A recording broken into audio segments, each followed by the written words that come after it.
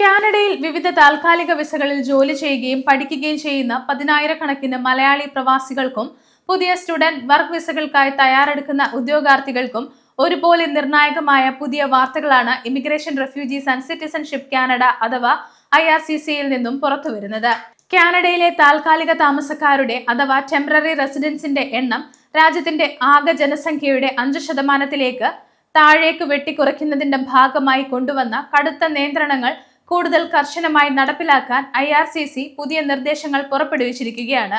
Student പെർമിറ്റുകൾ, post graduation work permit അഥവാ PGWP നിബന്ധനകൾ, ടെമ്പററി ഫോറിൻ വർക്കർ പ്രോഗ്രാം അഥവാ TFWP വഴിയുള്ള തൊഴിൽ വിസകൾ എന്നിവയിൽ വരുത്തിയിട്ടുള്ള കടുത്ത നിയന്ത്രണങ്ങൾ കാനഡയിലുള്ള മലയാളി വിദ്യാർത്ഥികളുടെയും തൊഴിലാളികളുടെയും ഭാവി സുരക്ഷിതത്തെയും പെർമനന്റ് റെസിഡൻസി അഥവാ PR കാത്തിരിപ്പിനെയും ഏത് രീതിയിൽ ബാധിക്കുമെന്നാണ് നമ്മൾ ഇന്ന് വിശദമായി നോക്കുന്നത്.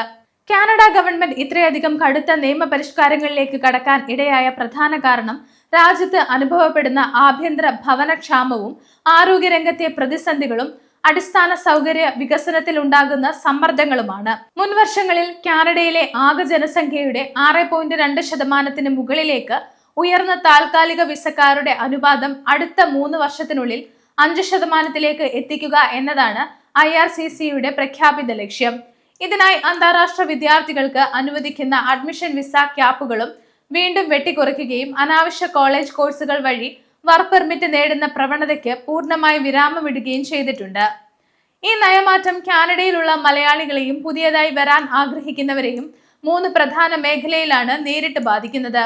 ഒന്നാമതായി അന്താരാഷ്ട്ര വിദ്യാർത്ഥികളെയും post graduation work permit അപേക്ഷകരെയുമാണ്.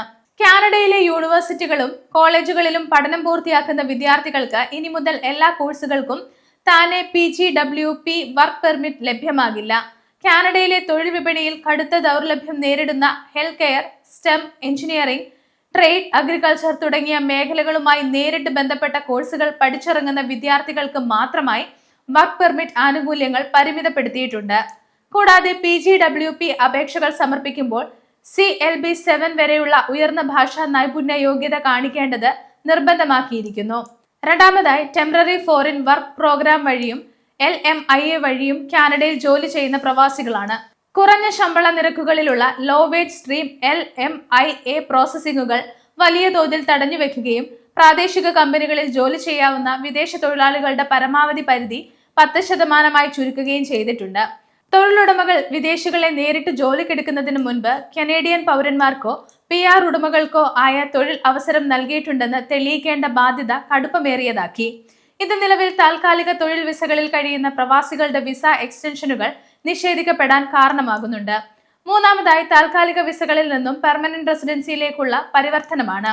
IRCC പുതിയതായി എത്തുന്ന വിദേശികളുടെ എണ്ണം നിയന്ത്രിക്കുമ്പോൾ തന്നെ നിലവിൽ കാനഡയ്ക്കുള്ളിൽ തൊഴിൽ പരിചയമുള്ള പ്രൊഫഷണലുകളെ PR-ലേക്ക് ഉയർത്തുന്ന ഇൻ കാനഡ ഡ്രോകൾക്ക് മുൻഗണന നൽകുന്നുണ്ട്.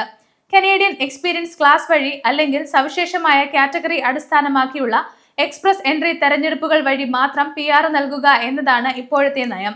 എന്നാൽ സാധാരണ തസ്തികകളിൽ ജോലി ചെയ്യുന്ന താൽക്കാലിക ജീവനക്കാർക്ക് ഉയർന്ന CRS സ്കോറുകൾ തികയ്ക്കാൻ സാധിക്കാതെ വിസ കാലാവധി തീരുന്ന സാഹചര്യത്തിൽ മാതൃരാജ്യത്തേക്ക് മടങ്ങേണ്ട അവസ്ഥ ഉണ്ടാകുന്നുമുണ്ട്. കാനഡയിൽ കഴിയുന്ന മലയാളി പ്രവാസികളും വിദ്യാർത്ഥികളും ഈ സാഹചര്യത്തിൽ സ്വീകരിക്കേണ്ട പ്രായോഗിക മുൻകരുതലുകൾ എന്തൊക്കെയാണെന്ന് നോക്കാം. ആദ്യമായി നിങ്ങളുടെ പ്രവൃത്തി പരിചയവും പഠന കോഴ്സുകളും കാനഡയുടെ പുതിയ നാഷണൽ ഒക്യുപേഷണൽ ക്ലാസിഫിക്കേഷൻ അഥവാ NOC മുൻഗണനാ ലിസ്റ്റിൽ ഉൾപ്പെട്ടതാണെന്ന് ഉറപ്പുവരുത്തുക.